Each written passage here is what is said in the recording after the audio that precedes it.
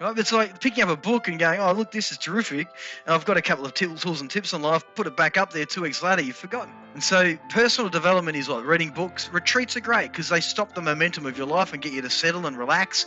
But do you transform your brain? You don't. Yeah, you get some insights, you meet nice people, you eat healthy food, you feel better, then you go back to the default. And so the same with one-day workshops or weekend workshops. So what my point is, it's not repetitive. We use personal activation. All our programs are repetitive, but with new insights, new awareness. But the technology we use through the Quality Mind app reminds you, 10 times a day to check on your thoughts and your feelings, so you can hack yourself throughout the day. So you get to the point after 21 days, your brain changes.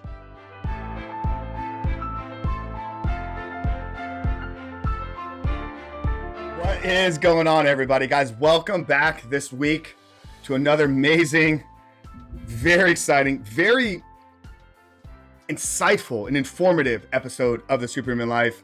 As always, guys, I'm your host, Frank Rich. Before we get into today's episode, let me just remind you out there how incredibly grateful and thankful we are to have you here with us, guys. Episode 125. Can you believe it? First off, just to give you a bit of update on Coach Frank and what's been going on. I spent a week last week in Nashville, and at 38 years old, it's hard to say that it may have been one of the best weeks of my life. I'm just so excited about some of the relationships that were built, some of the connections and individuals that we'll be bringing on the show here with you guys. It was jam-packed speakers, and we got some guests lined up here in the coming weeks and months that are going to blow you away with what they're doing, what they're going to provide here to you. Secondly, getting the insight and clarity on some of the work things that we're building, some of the projects that are enrolling, which you're going to get a hint in today's episode. So stick around till the end because Frank shares something big that is coming in the world here with Rebuilt Recovery and everything that we're going to be doing. So make sure to stick around till the end of today's episode when you guys hear that. But I want to get into introducing our guest because this gentleman is an absolute firehouse. He is changing the world for good. He is transforming people's minds. He's transforming their hearts, their souls, their bodies, and ultimately their lives. So without further ado, guys, let's get into introducing today's guest. On the show with us today, we have none other than Richard Maloney. Now, Rich is quickly becoming known as the world's #1 mind and business activation expert, according to many business leaders and athletes all around the world. As a teenager, Richard was recruited into the elite Australian Football League. His boyhood dream had always been realized, but soon the journey came to an abrupt end, and we get into that story. It's just that he wasn't mentally equipped to handle much of the immense pressure that was going with becoming an elite sportsman. So he packed up his bags, traveled the world, went on a 12-year spiritual journey to ultimately get a deeper understanding of who he was and why it is that he is here. Now, 20 years later, Richard has worked with thousands of entrepreneurs, employees, and business leaders from all over the world, enabling them to unlock their true potential and achieve greater business and life success. He is the founder of Quality Mind. He's a coach, he's a podcaster, he's a speaker, and he's just somebody, guys, that is going to, if you allow him to, change and transform your life. Now, we get into a little bit of Richard's story in this episode. We talk about some of the early boyhood and childhood trauma that he had to go through and how this was kind of the kickstart for his life. We discuss a little bit of the journey there through the AFL, but then we really get into the work that he's been doing with Quality Mind. Something we've talked a lot about here on the show is the link and connection between the mind, body, and brain. So we explore that a little bit. It may get a little challenging and confusing at times. And like I'm going to go ahead and set the preface, apologize about that. I think I was asking some questions that probably weren't best suited for a podcast, but hopefully if you guys stick to it, it'll all come together, it'll all make sense. But this is a jam-packed episode with them tapping into your own God-given potential, tapping into all of your greatest gifts, the link between the mind, body, spirit, and soul, and why we need to be operating in full unity, full alignment with all of those. We talked about some of the thoughts, feelings, and how this leads to the emotional states, anxiety, and depression, and how we can begin to understand these and take some of these thoughts captive so they no longer control our lives. Guys, this is an incredibly jam-packed episode. So without further ado, let's get into today's conversation with the CEO and founder of Quality Mind Global, none other than Rich Maloney. Love you guys. Hope you enjoy. We'll see you on the other side. Rich, my brother, welcome to the Superhuman Life. Frank, great to be here, man. Yeah, man, I'm so fired up for today, and it's interesting because the work that I do, outside of running this podcast is obviously helping guys in a very particular niche, guys that are struggling with porn. And I tell the men of my community all the time, and I've talked about it a lot here on the podcast, is this technology, whether it's the phones, the apps, or sometimes these streaming devices, they can be a destructive force, right? If you don't understand them, but they can also be an ultimate source of good and power. And I think what we're doing here today, the fact that you're 14 hours on the other side of the planet from me is a prime example of that. So, brother, I'm so honored to have you here today, and I'm really excited to kind of dive in, unpack your story a little bit, and kind of talk about some of the work and the good that you're doing in the world right now. Thank you, man. Well, I'm down here in Melbourne, Australia, down under, and always love having a good chat with obviously blokes as well, because that's a big part of what I do with Blokes United and my business, which is now rummaging around the world. Absolutely, man, and we're definitely gonna get into the Blokes United stuff and discuss how you kind of launched Quality Mind and how you guys are just impacting and changing the world out there. Rich, what we like to do here is obviously we get experts from all areas, all different segments of industry and whatnot, and just bringing on great minds and experts and giving teaching and talking points. That's incredible. But what I think makes that a lot more powerful is when you add some context of who the individual is. So I think I want to start with you today is just kind of a little bit about your story, right? I know growing up out there in Australia, you got into some professional sports and, you had some struggles and whatnot. So if you can, man, take us a little bit through your journey and that kind of how that led you to the work that you're doing here today.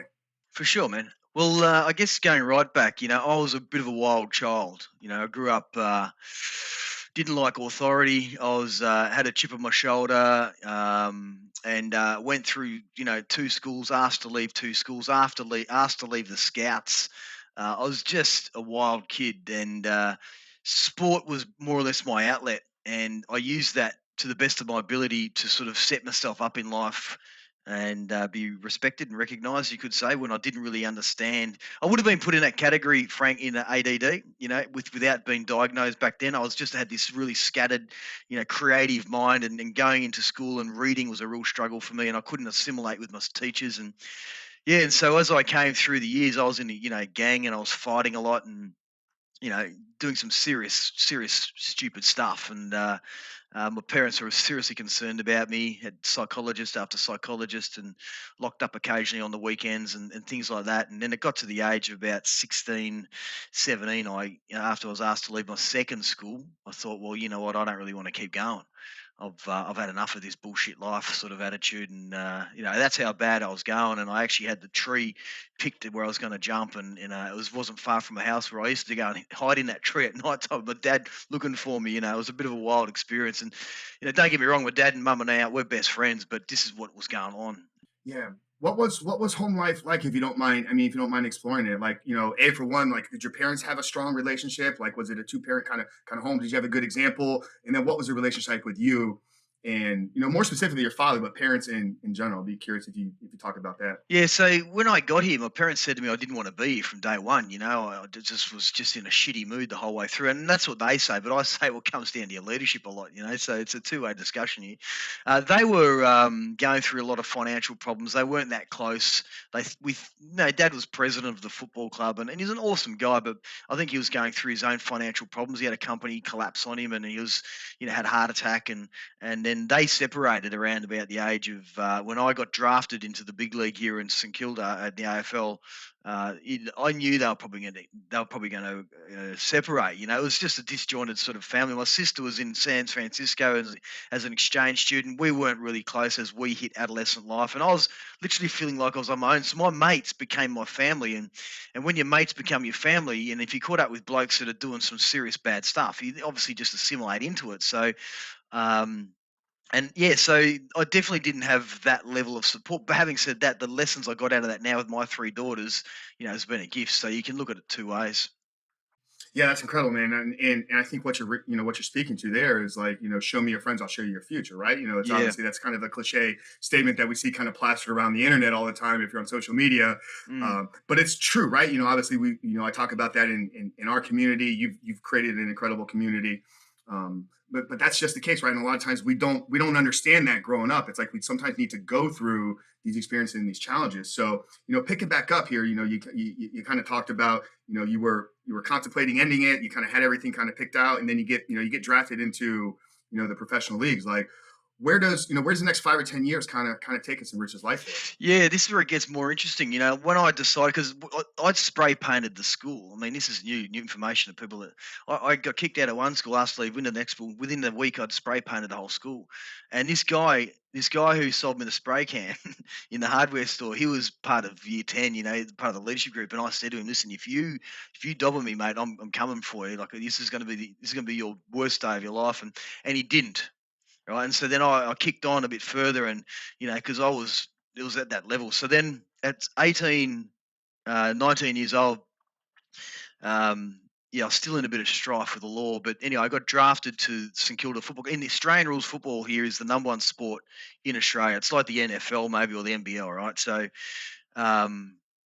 So there I went. I went to St Kilda, and at the time I was a carpenter as well. So it was this professional sport, and hadn't become full time on the year before. So anyway, I got to St Kilda, and I always had the ability to find the football or play well. But when you get to the big league, I had to then be a small fish in a massive pond, and it was a really big shift for me when I didn't have a great mental aptitude and attitude, and so I started to see myself having a lot of injuries because I'd lost the love for the game, and I'd lost my self-worth, and my confidence had gone because I just was this kid that could find the footy to then, scattered. And my parents separated, and the St Kilda Football Club gave me a couple of psychologists, and it didn't really have a major impact on me, to be honest.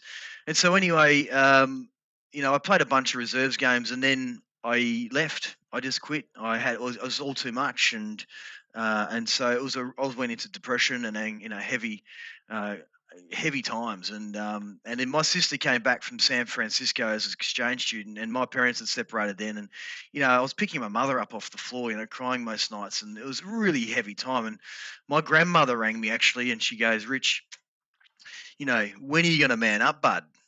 When are you going to man up?" Because I was smoking a bit of weed and carrying on, and I was like, "Shit, she's probably right. I've actually got to man up, And I think my sister rang me a week or so later and said, "What's going on? Are you actually got your shit together?" And I was like, "No, I don't think I do." She goes, "Well, get it together."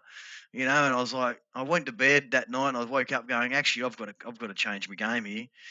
And so I then waited for my sister to come back, and then I travelled Australia playing semi-professional, and I went on a very deep spiritual 12 years, a deep mystical spiritual 12 years, and I was asking the big questions of, what's my role? Why am I here? And what? Because I didn't really enjoy life, and I just stuffed up my biggest dream. Um, so then I went and really just traveled around, going to new age festivals and hanging out at bookstores and meeting people, and had mentors at a certain time. I just find a mentor and say, "Man, can you mentor me? Because I want to get myself on track."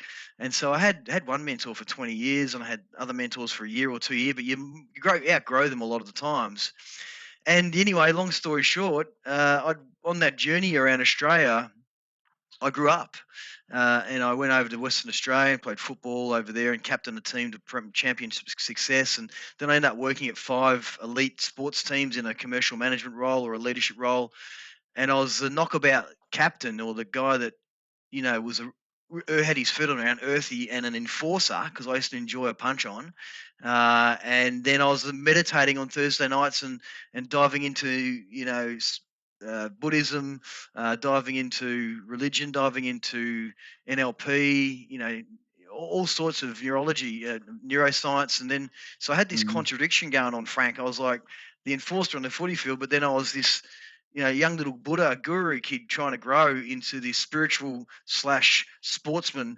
And so now I'm 46 years old, and I'm still on that mission because I love the expansion of the mind, but having my feet on the ground, No, I love that so much, man. I know I told you before we even started here today that I knew even coming into this that there was going to be this connection between the two of us, right? Like 6'3", almost 250 pounds. I don't lift these weights today, but I got a 600, deadlift on record. I got a 565 squat, 500 bench lifts. But at the same time, like I want to explore, the deepest, philosophical truths of the world. I want to explore like expanding our mind, expanding our consciousness. Like, what does it mean for us to be here? Why are we all here? It's like sometimes people see me, they're like, this dude's got a mustache, he's giant, he's big, but then he's going to be able to sit down and have these deep philosophical conversations. Because that's what I think we're here to, right? Like, we shouldn't just fit into one box. We should be able to explore our physical abilities to the maximum extreme, but then explore the mind as well. I want to ask you something about some of those injuries that you were experiencing, because you talked about how you were playing, you kind of lost the love for the sport, but you're going to thought it was like internal turmoil, right? Like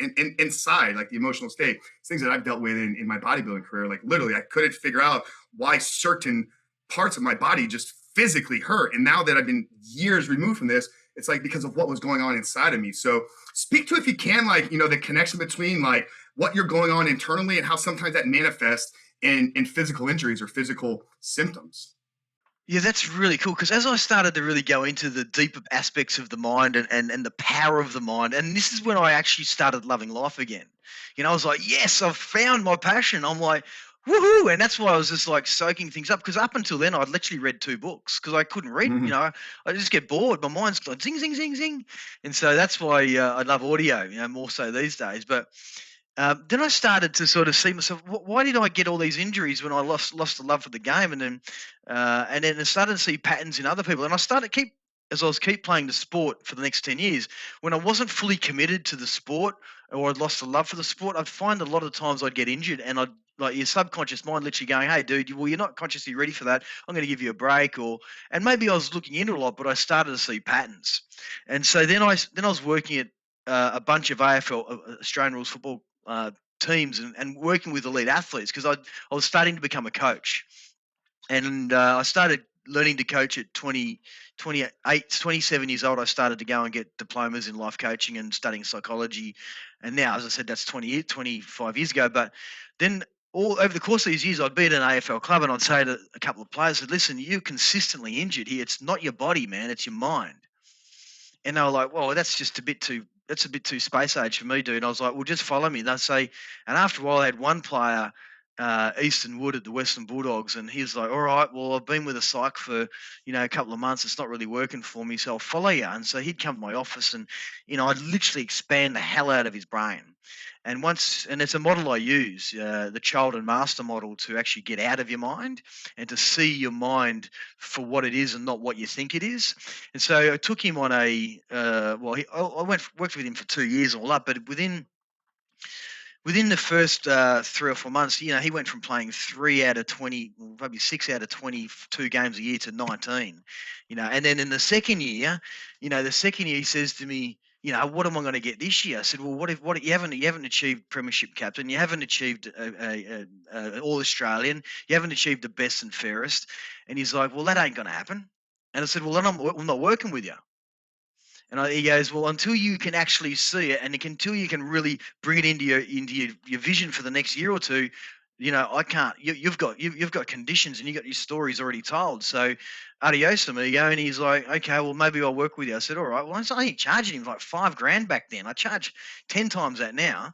And I said, get on the boardroom table. And I say, now, tell me you're a premiership captain. Tell me you're the best in the All Australian. And then made him do that. And sure enough, a year or two later, he got all of that. Now, that's one story of many. But what I'm saying is, once he really understood that he was, I call it a rattle in his engine. He had a rattle in his engine, and he got rid of that rattle. It's like a Ferrari engine. If there's a rattle, you put him into the garage and you fix the rattle and oil and grease and put him back out.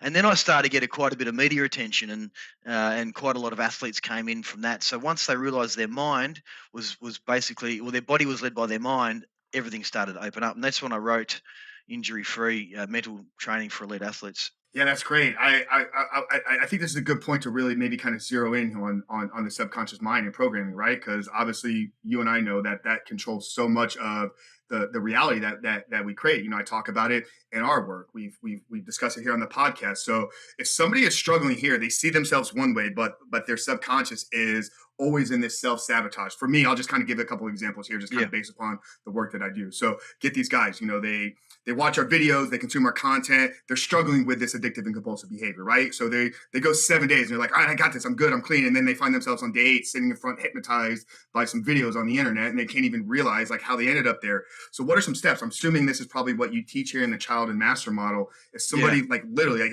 as much as you can walk us through, like what is the process of literally reprogramming our subconscious so we can break through these upper limiting like beliefs that we have about ourselves? Awesome conversation. Yeah, sure. So when I've listened to a couple of your podcasts and the people have sort of tapped into this, but let me go a little bit deeper. So there's two ways, as you know, we're fully programmed as kids. So our 95% of our mind, well, if you don't know, that's what's happening. Our 95% of who we are is before 7 years old. Now, there's two ways to change, and you've got to go into that subconscious mind, right? That's the key here. If you want to become the best version of you, you've got to go and tap into that subconscious mind. Now, I'm just talking for everyday people here, not athletes, right? And so, or even the same, it doesn't really matter. But so to go in there, there's two ways to do it. One is through hypnosis, right? So actually removing the conscious mind out of the way and getting someone else's voice to go in and reprogram your subconscious, right? But that can sometimes be fleeting. The other way is through repetition, right? Through massive repetition. And so, you've got to then get your conscious mind to basically reprogram your subconscious mind. It's like driving a car. You've got to learn through repetition. You've got to learn to count the alphabet through repetition. And so once we know that, then we use a model called the child master. So your body, mind, and soul need to be all in balance to be in flow. Right. So if you think about it, now we're going deeper, right? Let's just play with this. And this is the model we use. Body, mind, and soul need to be in flow. And the way we look at it like this, the mind literally is a safekeeper of your life. It is here for evolutionary purposes. Now, I'm generalizing here somewhat. I'm not going to go too deep into this, but the mind, quite simply, is like a 13-year-old control freak. And it's here to keep you safe, as I said, for evolutionary purposes. So it's like... Can I just interject here 1 second? When you're using mind, like you're not speaking brain, you're speaking of something kind of beyond the actual physical brain, correct? Yeah, so the mind and brain, two different things. So the brain's the computer, the mind's the decision maker, right? Yeah, no, I agree 100% with that premise. We awesome. discuss it here, but I know there's a lot of people out there that use the terms interchangeably. So I just wanted to make sure that we're clear on the terms that we're discussing here. Yeah, so man. mind, brain, not the same thing. We're discussing the actual mind. There's a spiritual component, I believe, to the mind. Yeah, so we put it into 3 categories. So the mind and the spirit and the body. Right, mind, body, soul. Right. Yep. So we know how the body operates. Right. Let me just digress. So let's go back to the mind. The mind, quite simply, is a decision maker to keep you safe. And again, I'm generalizing. It's like there's so many other things, but this is the model we use. The mind is to keep you safe, and it's a control freak, and it's all about safety. Right, for evolutionary purposes. If you didn't have a controlling master of the child mind, you would actually just be stupid. You'd be like jumping in front of trains and cars and whatever it may be. But at the age of 13, 14, 15, 16, we're safe. But it's still dominating our mind. It's still dominating our life. So, that person didn't return your emails. They don't like you. You've got to control this. It's all because we've been it's been in control for far too long. Bear me out. Then we go to the soul, right, which say, okay, people don't even really access their soul much. They don't get to know the deeper aspects of their soul. Now, the soul can be your guide. It can be your essence, your energy, your intelligence, your spirit, whatever it is to that person. But inside you is an inner master. It's like a guidance system, right? And a guidance system to get you to the top of the mountain, saying, for instance, we're a hiker on a journey of life, and your dream is at the top of the mountain. And so to get to the top of the mountain, you need your body, you need your mastermind, which is like your Sherpa, and you need your physical body, sorry. So let me just get this really clear.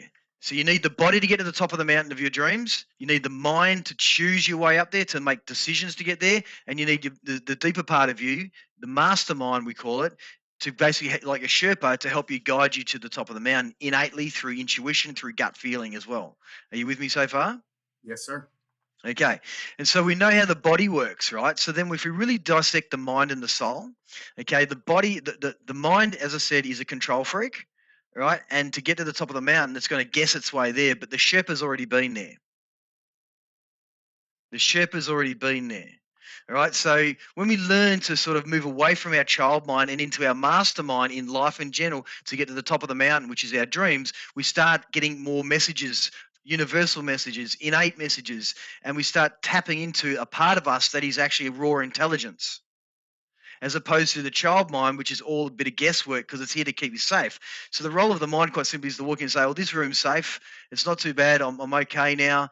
Instead of over controlling the situation, like, I'm talking like, if it's to take it, if it's going to look at your dream at the top of the mountain, it's going to say, "Man, you can't get there. You can't get to the top of the mountain. That's not you're not good enough."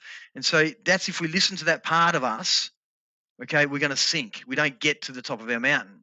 But then if you go, righto, how do I listen to this innate soul within me? How do I listen to the Sherpa within me? And that's what we teach. We teach people to get into that Sherpa space on a daily existence by understanding first it's there, and secondly how to access it. Then you can start trusting and getting in flow with life.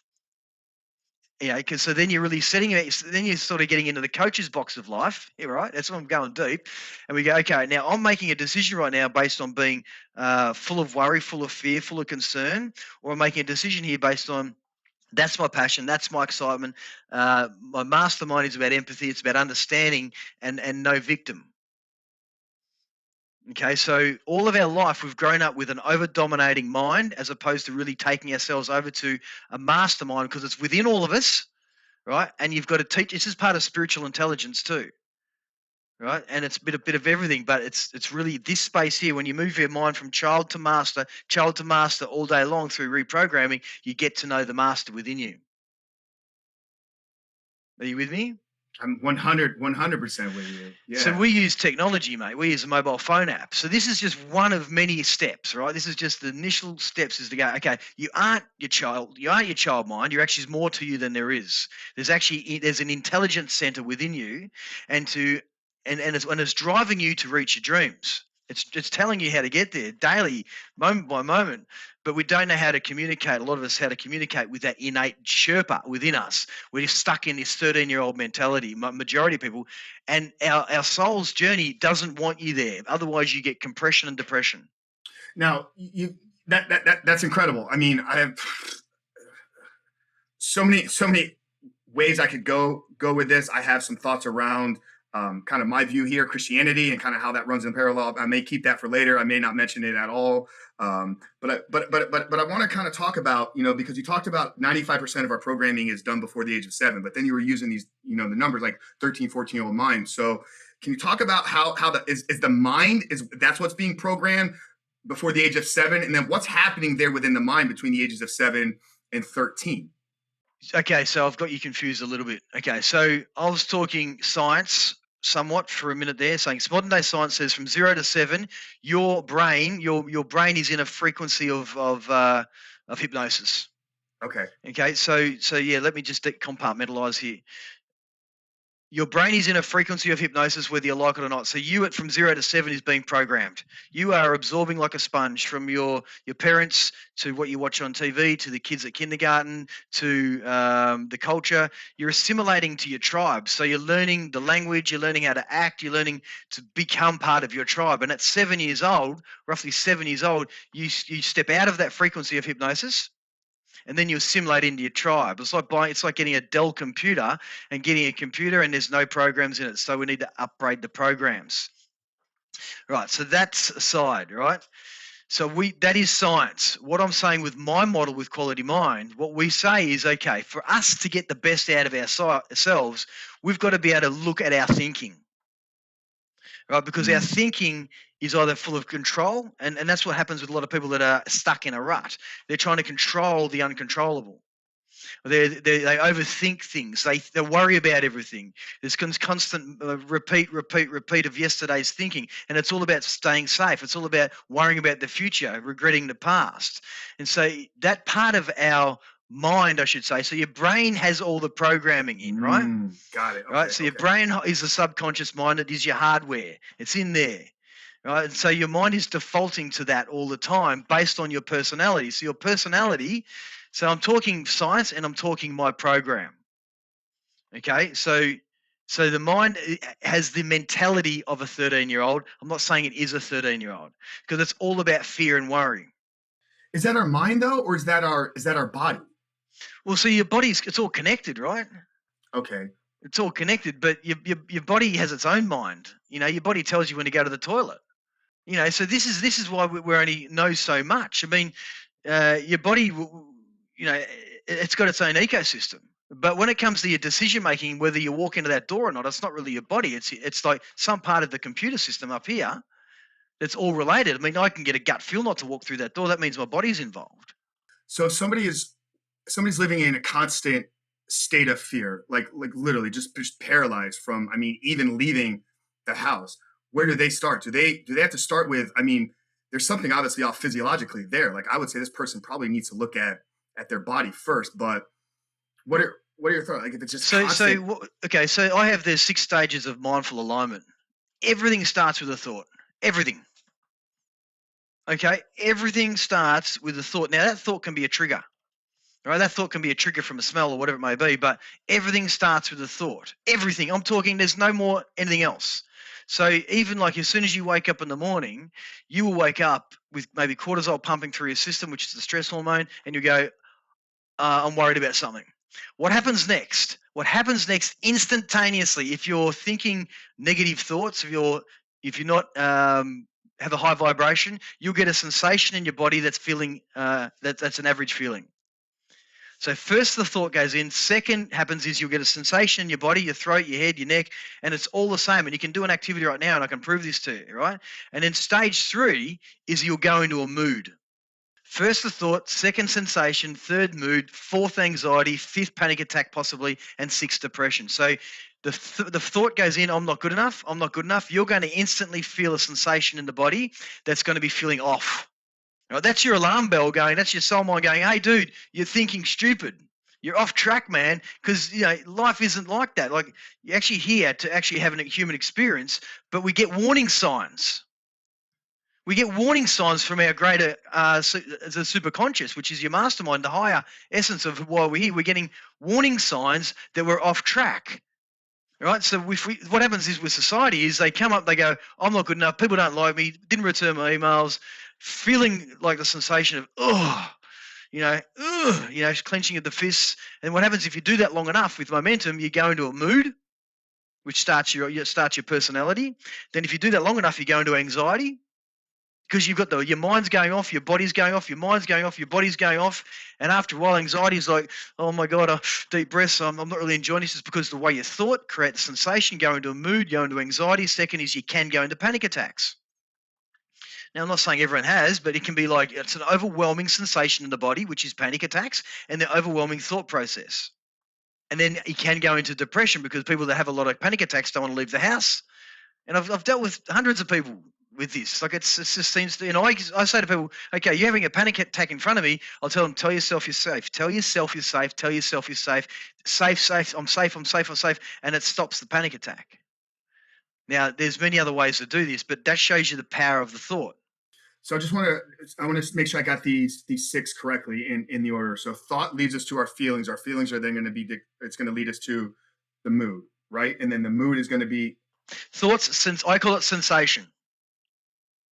Okay, there's a difference, right? Well, it's a feeling, but it's just a sensation. I don't want to give it a name, but all it is a bad feeling. I've done this in a crowd of 1,000 people in the UK. I said, everyone, now go to a time you had high levels of anxiety. And I say, just bullet point it, just put it there. You don't have to go there now. I said, all right, now close your eyes and go to that time you had anxiety. And your listeners can do it right now and literally absorb yourself into that memory. It's usually a memory of the past. Okay. And then I go, now put your hand on your body where you're feeling the sensation. And I said, now open your eyes and keep your hand on that on your part of your body. People will be like this, like this, like this. And I say, right. Now, all we do is opposite it. And so what you want to do is you want to hack yourself. This is pure one-on-one hacking of your life. It's a big deal. And this is what we call thought shopping. Go and choose another thought. And so they go, the thought being, I'm not good enough. The opposite of that is, I'm actually great at what I do. I'm like, today's going to be a great day. Right? So we've got to hack our minds, our brains, I should say, because you've got the brain and mind going now. We've got to hack our brains.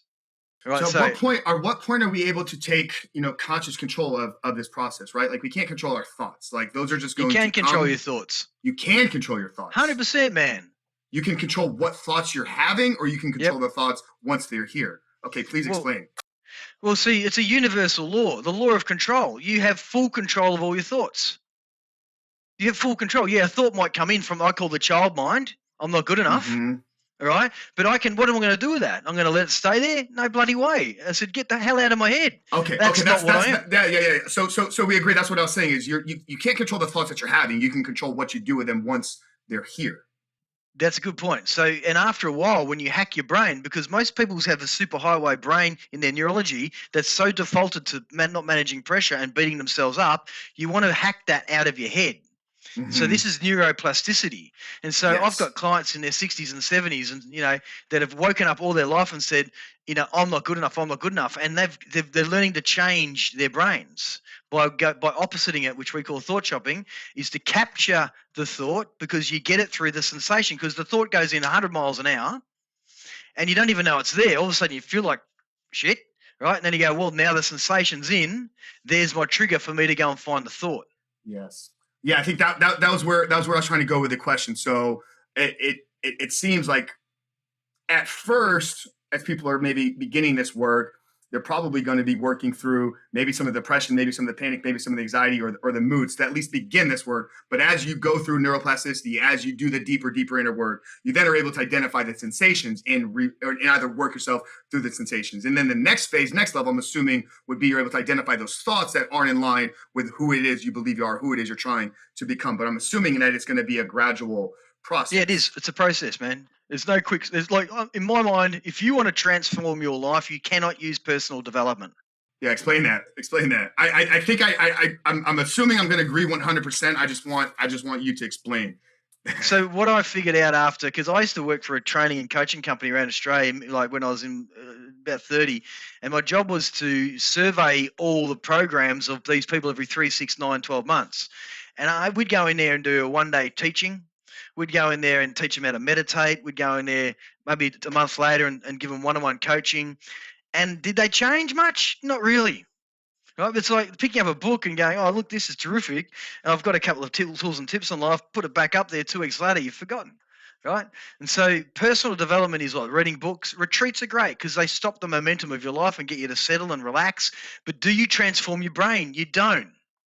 Yeah, you get some insights, you meet nice people, you eat healthy food, you feel better, then you go back to the default. And so the same with one-day workshops or weekend workshops. So what my point is, it's not repetitive, right? So that's why personal development, I'm just using that as the two words, but we use personal activation. So all our programs are repetitive, but with new insights, new awareness. But the technology we use through the Quality Mind app reminds you, 10 times a day to check on your thoughts and your feelings, so you can hack yourself throughout the day. And there's other things in there. So you get to the point after 21 days, your brain changes. It's all science. And then after 63 days, you're completely moving into a whole new hemisphere of you. But you've got to spend 7 to 30 minutes a day on changing your brain.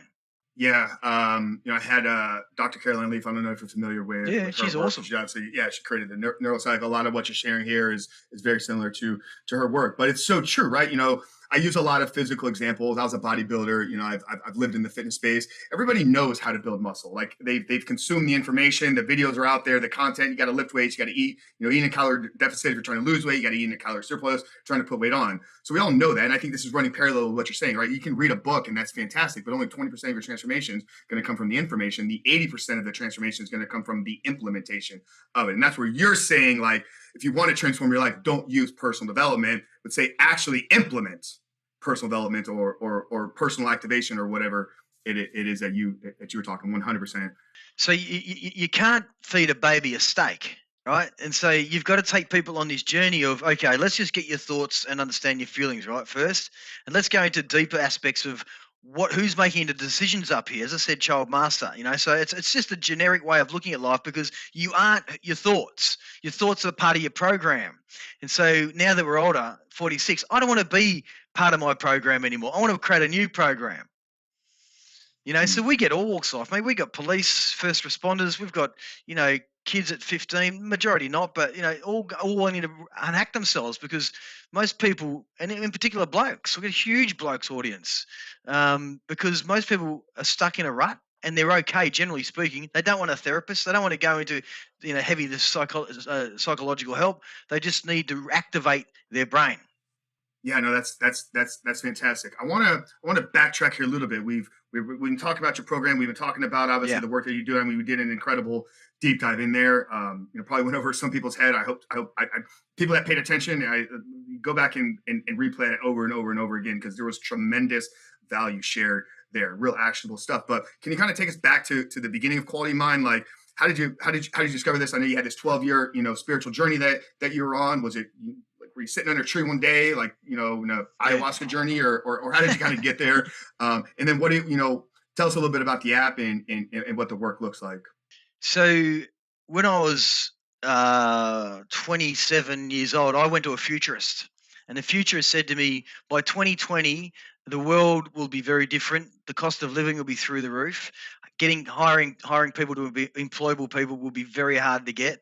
So you want to ideally build a business where you can use your intellectual property, which is your mind, and then not hiring anyone. So I have a licensing company which is based on that. So I really don't hire many people. They pay me somewhat because they use my IP. So let me go back. When I was going through that very spiritual experience, I started to systemize sports championships. And I saw a niche because I'd won 7, as a player, and I then coached about 40 premiership championships out of 120 teams. Then I systemized that, and I'd done the sports industry in Australia. Then I took it to around the world, and I trained up 700 business coaches with this sports championship model. If they follow my step-by-step model, you will transform your culture in your company. So then I sold that company, and I brought that up for a reason because I started to realize my talent was to unhack human performance. So I could actually see a team, I could see people, and I could go, okay, I know what your challenge is here. I've got to take you on this journey to unhack yourself. And so whilst I was building Engage and Grow Global, which is the company I sold to an American firm in 2019, I'd been building Quality Mind because I was working with these athletes, and my mates had depression, and just everyday people would come to me because of friends of friends, and I started to see the same system would work for them. They were coming out of depression really quickly. They were getting off medication. They thought they had bipolar. They didn't. And we went on this journey. And that was 12 years ago, Frank. And so then I couldn't get it activated because I had Engage and Grow going, and I was committed to that. But then I was building this behind the scenes, and I call it the personal activation system because it just started to unravel. And so I take people on a 6-month program or a 12-week program, and now there's 24 of me. So I'm only coaches now. So I've licensed it out to people, around the world. We've got licensees in 8 countries in different languages, and they follow this same system, which is based on the brain. Okay, and so it just became born, and then we built technology because I wanted to know if my athlete came into the meeting on a Tuesday or a Wednesday why he was feeling off and energetically out. Now I can tell because on Thursday, on the 23rd of April, he woke up and he was beating himself up, and I can see in the back end of the app now what he was thinking. How did he try and change it? Was he looking after his body, his fitness? Was he looking after his food? And I have a full now undercover like roadmap to all my clients, so I can go in there and see their patterns now of their thinking and what their daily existence is like now. So I've got it on a whole new level now, and that's what's allowing us to make massive change very quickly. So you're using the brain as the gateway to transform the life, but ultimately we've been discussing mind, body, soul. It's all about the brain, man. Like, it's all about the brain. Your brain is the hard drive, is the computer system, right? And so look, there's still science coming through on the mind and body. The brain and the mind connection, because the mind actually lives out here.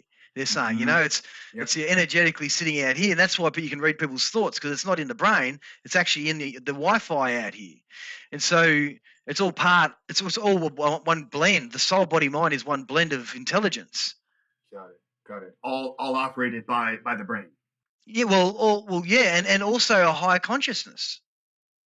Which is like you talk about Christianity, and that whatever your God is, whatever your higher understanding is, it doesn't matter. It's beyond saying it has to be that. It's like we all live in a world where there is a universal magic. There is something beyond our understanding, and that's why we don't know why we're here. And that's the best thing about part of life, in my opinion, is the fact is we don't know why we're here, which makes us be able to create ourselves and live this adventure. If I knew why I was here, man, you and I would go to the bar and suck down some pints of beer and go, well, I've got that conquered. Just live in the flesh all day. No, this is fascinating. I want to bring up something that you said right at the beginning, and you talked about, we're speaking to normal people, not elite athletes. Like, we're not speaking to athletes, but I believe we're all elite. There's the reason why this show is titled The Superhuman Life. I believe we all have this superhuman ability. There's something living inside of each one of us in terms of our God-given potential, or in terms of like you actually becoming the person that I believe each one of us was created to be. So can you speak to how somebody can quickly change, maybe transform their life, and actually begin to tap into, whether it's, the language is the best version, the elite version, the superhuman version, or just the person they were created to be? Talk to how to kind of discover like what it is you're actually capable of. What is your true possible potential? Well, I guess it comes down to how much they want to do it. If they're 100% committed to becoming the best version of them, in my opinion, that's your why. You can have a legacy and so forth, but if you really want to maximize this life in this human body, becoming the best version of you, you've got to want to do it. Because most people are happy. They just cruise through life until pressure goes on, and it's about how you manage pressure.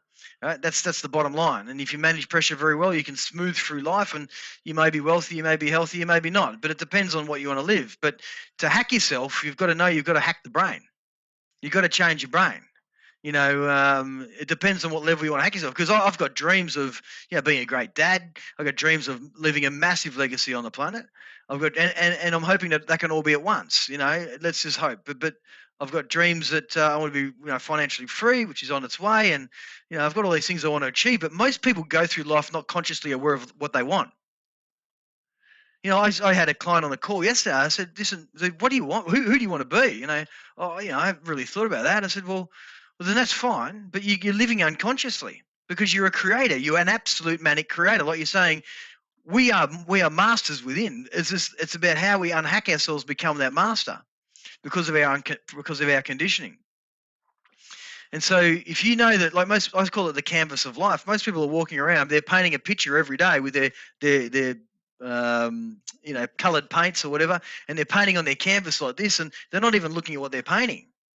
And they look at their painting at the end of the day, which is their life, at the end of the week or end of the month or end of the year, and they go, I'm not where I want to be financially or relationships or health. It's because they've been beating themselves up all their life. They've been not looking after their body all their life. They're low self-worth. They second guess. They have arguments with people. Their judgment, they're victims. And that's what I call the child mind in all these decision-making, where it's all about having control people, having to control everything in your environment for you to be safe. Yeah, I think that's where I was trying to go is, so that guy, right? That individual, when you ask them that question, who do you want to be? What is it you're trying to create in this world? And the answer is, I don't know. Like, where does that person start? How do you begin to get clear on what is the best version of me, and what is it that I actually want out of life? Or are there going to be people that just need to, like, I don't know. I want to help everybody, right? And Yeah. Maybe I'm asking a question that doesn't actually have an answer, because I believe maybe you have to want to be helped in order to be helped. But I don't know. Is it making sense? I think what I'm trying to get to. So that guy that just like doesn't know, where does he start? Yeah, well, see, there's a process, right? First, you got to evaluate your life. Where are you now? Where do you want to be? That's step one, right? Step two is retraining, discovering a new way of thinking. Because if you stay the same way, you'll always be the same person. So we give them a new model of way of thinking, and the new model is quite simply there's really three of us. There's a child mind, there's a mastermind, and there's a coach to look down on your decision making. And if you start to understand this and really live and breathe by it, Frank, then you start to see that, geez, I'm making a shit decision here. I'm trying to control my partner. I'm trying to control this. I'm beating myself up. So why am I doing that? And so then you start realizing, well, there's another way of thinking, which is a more masterful way of thinking, which when people start doing that, their brain changes.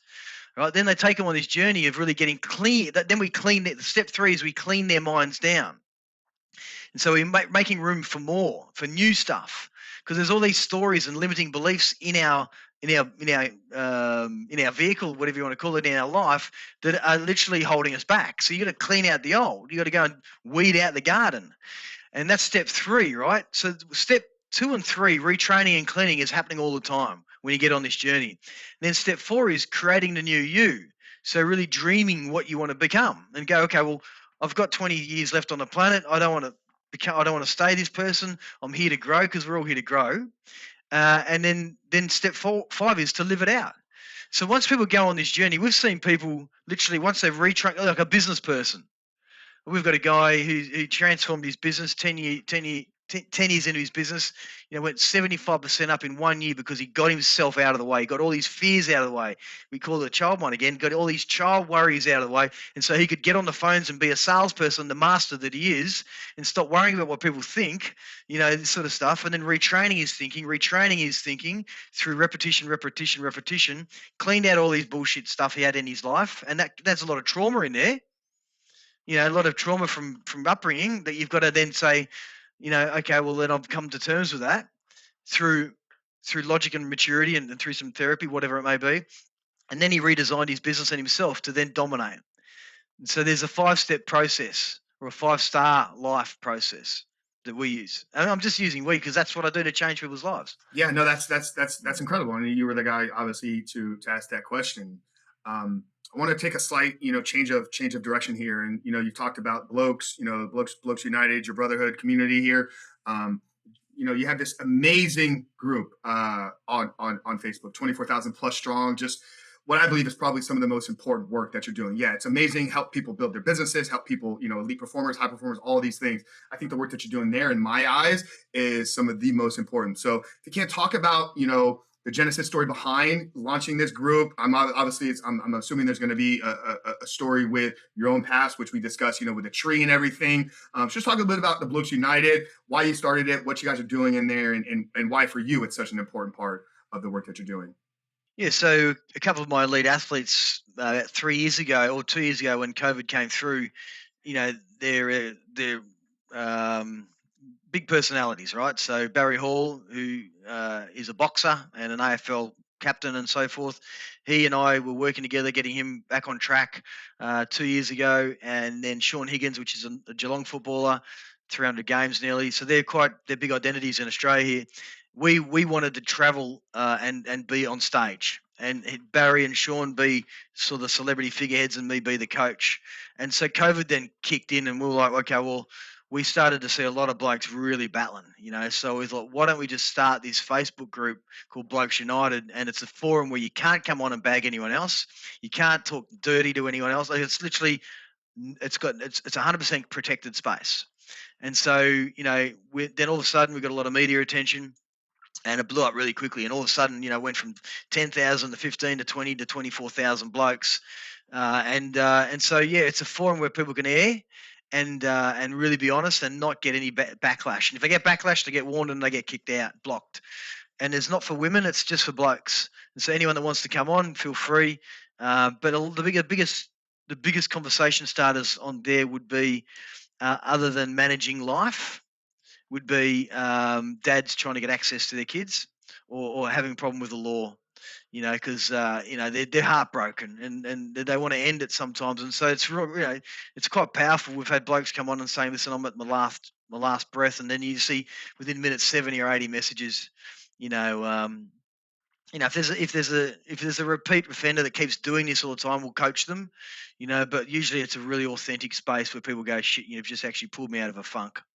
Yeah. Speak to, if you can, maybe just the power of vulnerability, and having, as men, sometimes we struggle with this, right? Like, we kind of want to walk around with our chest up in the air, like, got life figured out, I'm going through some hard stuff, but nobody's going to understand. If I open with this person's going to obviously judge me. Obviously the work that I do is centered around, like, providing a safe place for men to have, real discussion about themselves. And, I tell many of them the first time they jump on a call with me, like, this call has the ability to transform your life. That's what you do from here. But a lot of times it's the first time of them getting open, honest, and vulnerable. And obviously that's what you've provided here for a massive audience around the world. So if you can, maybe just speak a little bit about why men need a safe place, a brotherhood community, and why we need to be open, honest, and vulnerable, and be and truthful about what's going on.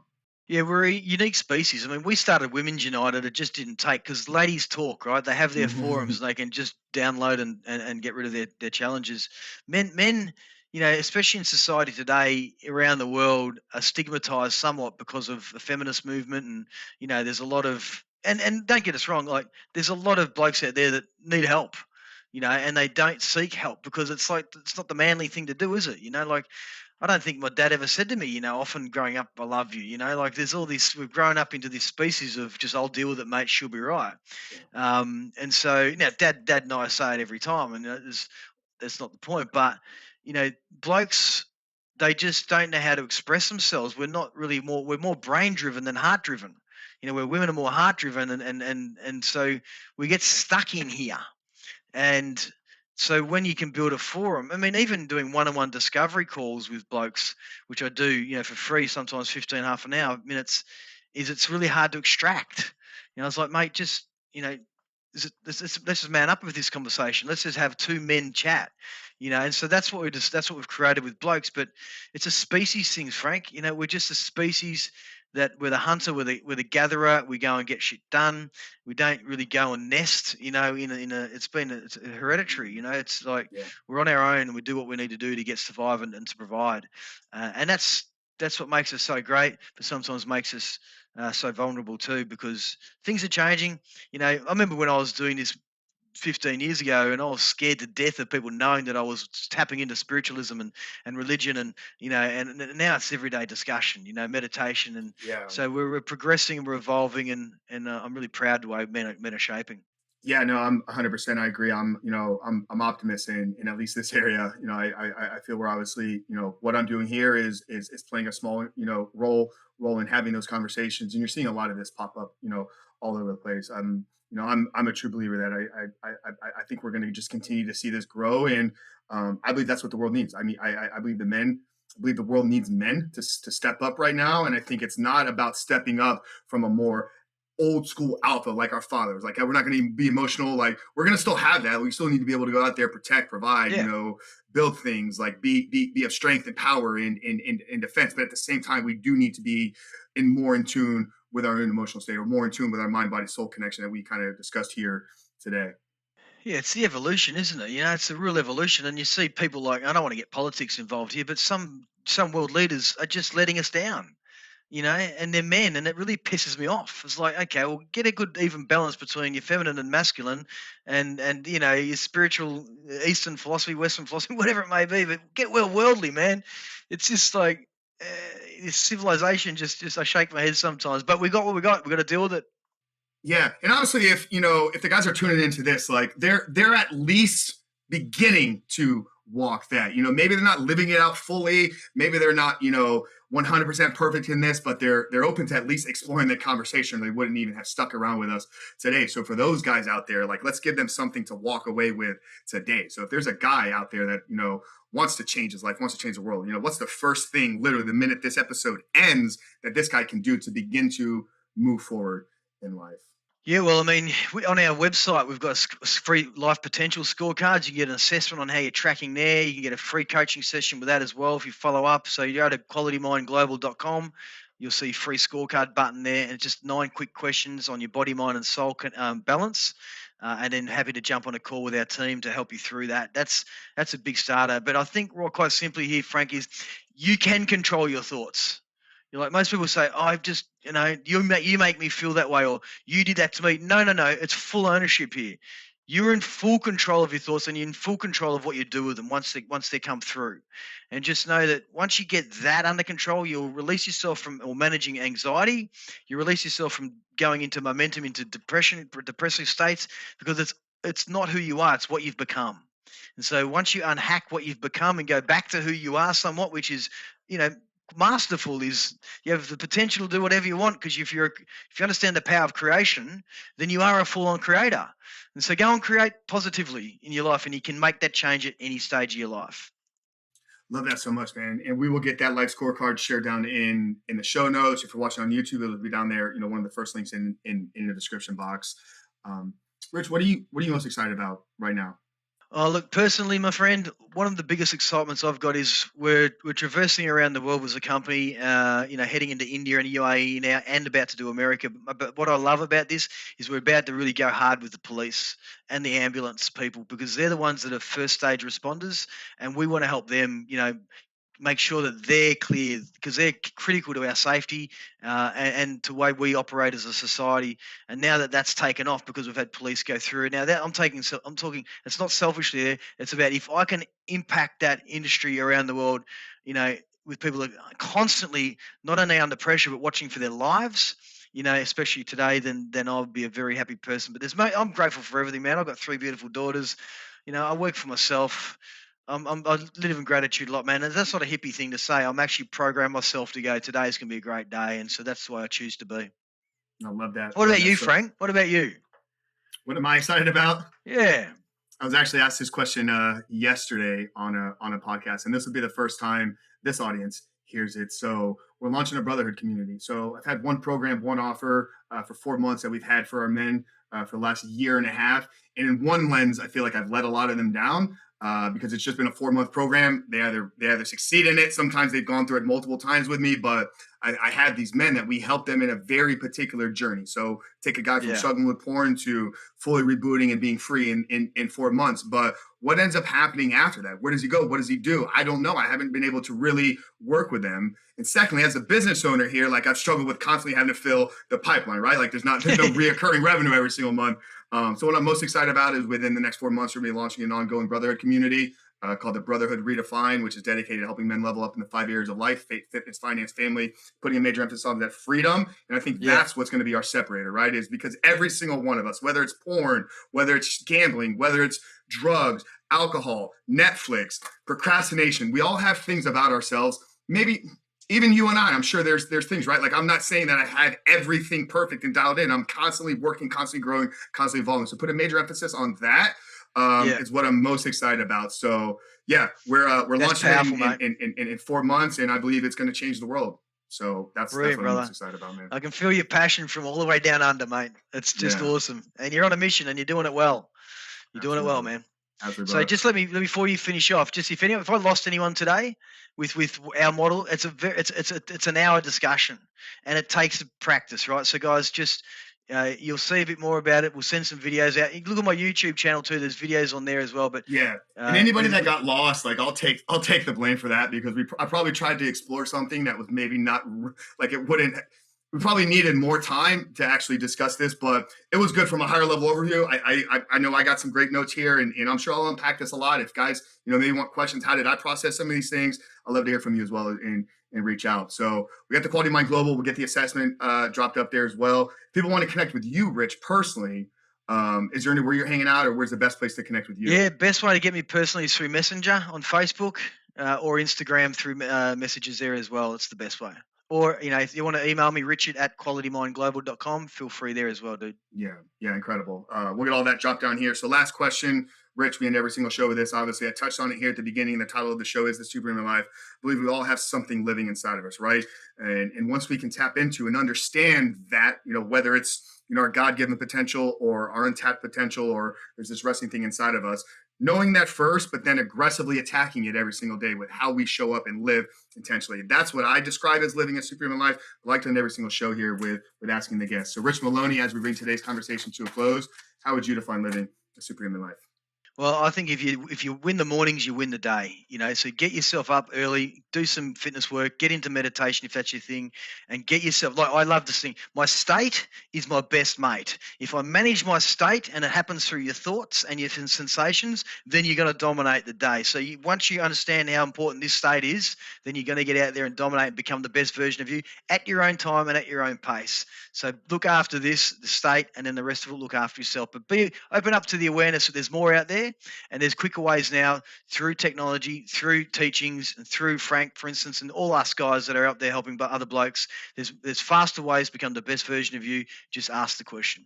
Love it so much. Richard. Thank you so much. I know your dad never told you, but I love you. I truly do from the bottom of my heart. I appreciate you coming on and sharing your wisdom. I appreciate you getting up super early on the other side of the world. Guys, you heard it out there, right? You got to win the morning, you got to win the day. Your state is your best mate.